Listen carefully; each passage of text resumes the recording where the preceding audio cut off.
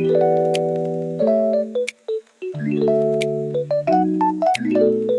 se retrouve dans une nouvelle vidéo YouTube pour parler vacances en famille et particulièrement Zanzibar pendant 10 jours avec une enfant de même pas 3 ans. Donc ne m'en voulez pas, j'ai pris mes petites notes juste ici pour ne rien oublier. Je vais essayer de faire quelque chose d'assez structuré. On va commencer par ce qui vous intéresse le plus, le budget de nos vacances à Zanzibar pour 10 jours en famille, donc à 3 avec 2 adultes et un enfant de 3 ans. Et enfin de 2 ans et demi parce que ça change... 2 ans et demi, 3 ans, c'est pas pareil, vous allez voir. Je vais aussi vous parler de l'avion avec Alma, comment ça s'est passé, vol de nuit, vol de jour, bref, tout ça. Je vais vous parler des excursions, ce qui est possible de faire avec une enfant, le prix des excursions évidemment, ce qu'on a fait sur 10 jours, est-ce que c'est plutôt chill, plutôt intense, je vais tout vous raconter. Je vais bien sûr vous parler des hôtels, du all-inclusive, de la nourriture, enfin bref, tout ce qui concerne nos vacances à Zanzibar, let's go! On commence avec le budget et sans plus attendre, je vais vous donner le montant total de nos vacances. Je dis bien total, c'est-à-dire l'avion, l'hôtel, les souvenirs sur place, enfin tout au centime près est inclus dans ce budget. On en a eu pour environ 6 200 €. Donc je sais que chacun a un rapport avec l'argent qui est différent et chacun a ses propres moyens, c'est normal. Mais je trouve que c'est quand même un prix relativement abordable pour un voyage aussi lointain, sachant qu'on est parti quand même à 3 et que dans les 6 200 €, il y a nos vols à tous les 3. Alma paye exactement comme nous. À savoir, un enfant à partir de 2 ans paye exactement le même prix qu'un adulte pour l'avion, sous prétexte qu'il prend une place complète en fait. Tout simplement, il a son siège, sa ceinture, etc. Donc c'est le même prix. Et du coup pour l'avion, on en a eu pour 2 187 € à 3, aller-retour. On a fait une escale en Allemagne, on est parti avec la compagnie Lufthansa. Donc on a fait Marseille-Francfort, je crois. Francfort-Zanzibar directement. Le retour, par contre, on a fait une escale en Suisse. D'ailleurs, petit aparté, mais l'aéroport en Suisse, à Zurich, il est juste incroyable. Il y a une zone enfant qui est géniale. Ça nous a bien servi pendant notre escale de 5 heures. On continue avec le budget. Donc pour l'hôtel, qui est notre deuxième dépense la plus importante après l'avion, on en a eu pour 1818 €. Cette fois-ci, je crois qu'Alma a payé, mais elle avait un tarif quand même réduit par rapport à nous. On avait 2 hôtels différents. Un premier pendant 4 nuits, je crois, et l'autre pendant 6 nuits. Franchement, les deux étaient géniaux. Je crois même que le moins cher était mieux. Donc faites attention aux gros hôtels, gros complexes, etc. C'est pas forcément mieux. On a beaucoup mieux mangé dans le premier hôtel que dans le deuxième. Alors que c'était un petit hôtel où ils te servaient à table, etc. C'était pas un gros buffet comme on voit un peu partout. Et comme on avait dans le deuxième hôtel. Même s'il était très bien quand même. Je vais vous mettre d'ailleurs, si ça vous intéresse, le nom de nos 2 hôtels ici. Parce que je les recommande tous les deux. Il y a la plage, la piscine. Pour les enfants, ils sont cool. Par contre, c'est pas des hôtels avec des clubs enfants, etc. Mais comme vous allez le voir juste après, vu tout ce qu'on a fait, on n'en avait clairement pas besoin. Et on continue avec la dernière grosse dépense, parce que le reste, vous allez voir, c'est vraiment accessoire, vu que en fait, dans le prix de l'hôtel, il y a aussi le prix de la nourriture. Forcément, il reste qu'une seule grosse dépense, c'est les excursions. Je vais bien sûr vous les détailler juste après, mais par rapport au prix, on en a eu pour 1780 €, sachant que dedans, il y a notre safari d'une journée en Tanzanie, donc on a repris un petit avion, on est allé sur la journée en Tanzanie pour faire un safari, et ça nous a coûté 860 €. Et encore, Alma n'a pas payé. Oui, parce que dans les excursions, Alma n'a pas payé. C'est là où je vous dis que 2 ans et demi et 3 ans, c'est pas pareil, parce que 3 ans, elle aurait payé. Mais quand les enfants ont 2 ans, ils considèrent que c'est encore des bébés là-bas. Et du coup, elle n'a pas payé les excursions. Donc 1780 €, c'est le prix pour 2 personnes, qu'il y ait Alma ou qu'il n'y ait pas Alma. Et pour la fin des dépenses, c'est vraiment des broutilles. On a eu environ 80 € de taxi pour faire du coup aéroport-hôtel, l'hôtel au deuxième hôtel et l'hôtel à l'aéroport. Vous m'avez suivi. Il y a eu quand même 250 € de visa et d'assurance. Faut savoir qu'il y a un visa à Zanzibar, enfin en Tanzanie, c'est 50 $ par personne, peu importe l'âge de la personne. Donc on en a eu pour 150 $, plus une assurance qui nous a coûté 88 €, je crois, si je dis pas de bêtises, pour nous 3, qui est aussi obligatoire. Uniquement pour Zanzibar cette fois-ci, pas pour la Tanzanie. Ça c'est vraiment une moyenne, mais j'ai mis 100 € de souvenirs et repas à l'aéroport du coup, parce que c'est les seuls repas qui n'étaient pas compris, soit dans les excursions, soit dans notre all-inclusive de l'hôtel. Donc on a mangé à l'aéroport et ça coûte très cher, 7 € le paquet de Pringles, je m'en rappelle encore. Et des petits souvenirs, que ce soit à l'aéroport ou en ville, si on peut dire, parce que là-bas, il n'y a pas énormément de magasins. Mais on a été une fois à la capitale et on en a profité pour ramener les magnettes, les petits souvenirs pour Alma, etc. Ce qui nous amène du coup bien à 6200 € tout compris pour nous 3. Dites-moi si ça vous paraît cher ou pas dans les commentaires. évidemment en prenant en compte que c'est un voyage quand même presque à l'autre bout du monde, enfin c'est quand même très très loin, on n'est pas parti à Barcelone, donc faut le prendre en compte. Mais je suis d'accord pour dire que par rapport à la vie sur place, c'est un voyage qui est quand même assez cher en comparaison par exemple avec l'Asie, par exemple la Thaïlande, etc.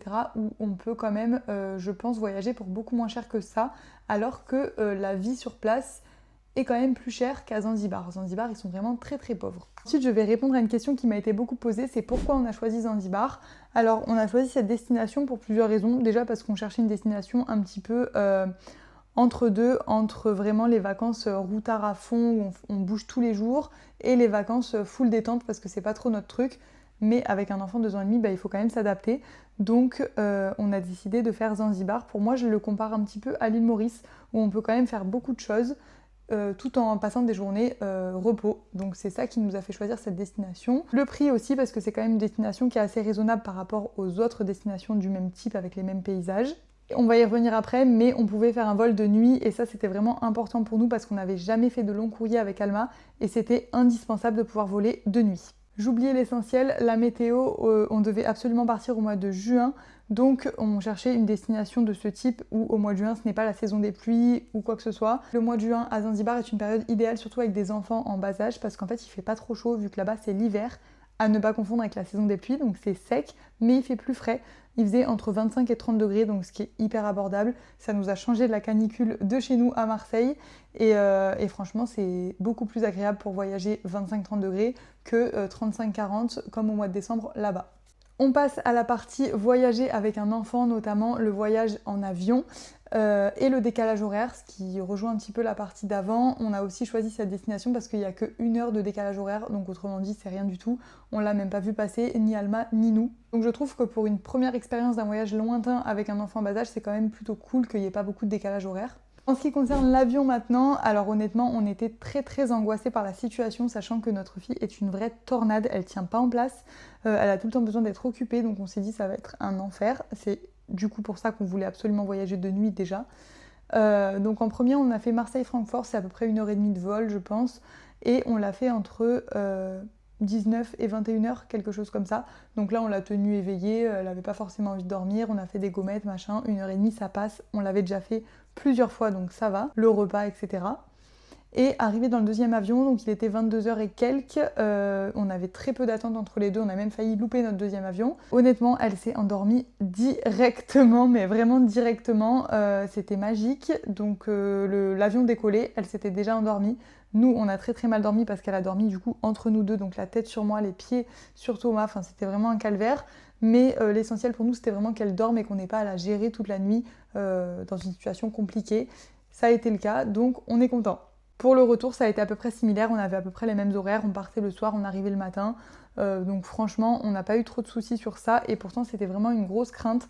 Donc même si vous avez un enfant compliqué, croyez-moi que ça peut le faire. Ah oui, et je précise que Alma ne regarde pas les dessins animés, donc elle n'a pas du tout regardé d'écran, que ce soit des écrans à nous ou même l'écran, vous savez, de l'avion avec les dessins animés, les films proposés, etc. L'écran s'allumait juste automatiquement quand il y avait les consignes de sécurité parce que ça s'affichait à l'écran.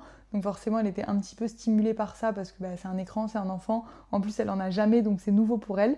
Mais mis à part ça, on l'éteignait, il n'y avait aucun souci et elle n'a pas du tout réclamé, donc c'était parfait.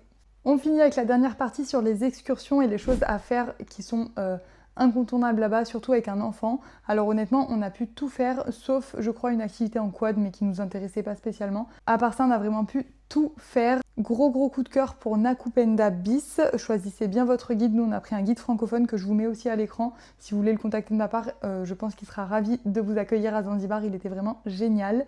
Et il nous a fait découvrir vraiment des lieux assez insolites. On était loin de la foule tout en voyant les incontournables. Enfin, franchement, on a adoré et c'était génial. Il était hyper sympa avec Alma et c'était vraiment adapté à elle et aux enfants. Donc, je vous le recommande à 100%. Et du coup, Nakupenda Bis, gros coup de cœur. On a aussi visité Stone Town, la capitale. C'était combiné avec Nakupenda d'ailleurs. On a visité un village pendant toute une journée à cuisiner avec eux, aller à l'école. Enfin, c'était vraiment une journée incroyable aussi. Alma s'est régalée. De toute façon, je vous mets plein d'images à l'écran. Énorme coup de cœur aussi pour Memba Iceland. J'espère que je le prononce bien. Pareil, on a été dans un endroit un petit peu insolite où il n'y avait personne. Ça se voit sur les photos. On a pu utiliser notre drone. Enfin, c'était vraiment génial et Alma s'est régalée. Il n'y a pas une journée où elle s'est ennuyée. Enfin, je ne sais quoi dire à part que c'était formidable. Ah oui, juste petit aparté, il n'y a pas de siège auto sur place, donc je sais pas si vous pouvez en emmener un dans l'avion ou autre. Sur les longs courriers, j'en ai aucune idée pour les enfants de plus de 2 ans. Nous, on l'a pas fait. J'avoue qu'on a fait un petit peu comme ils font sur place, c'est-à-dire non, on l'a pas utilisé en fait, tout simplement. On n'a pas mis de siège auto et Alma était attachée comme nous avec une ceinture. Mais je vous assure que là-bas, la circulation est tellement chaotique que c'est loin d'être une priorité entre guillemets. C'est vraiment, je pense qu'ils connaissent même pas l'existence d'un siège auto. Voilà. J'espère que cette vidéo vous aura plu et vous aura donné envie de voyager avec votre enfant parce que vraiment c'est possible et c'est pas insurmontable. Certes, c'est plus sportif, mais c'est vraiment que des bons souvenirs. Et Zanzibar en particulier. Donc je vous fais des gros bisous et je vous retrouve bientôt pour une prochaine vidéo sur, je pense, la rentrée scolaire. C'est un peu moins fun, mais c'est important aussi. Bisous!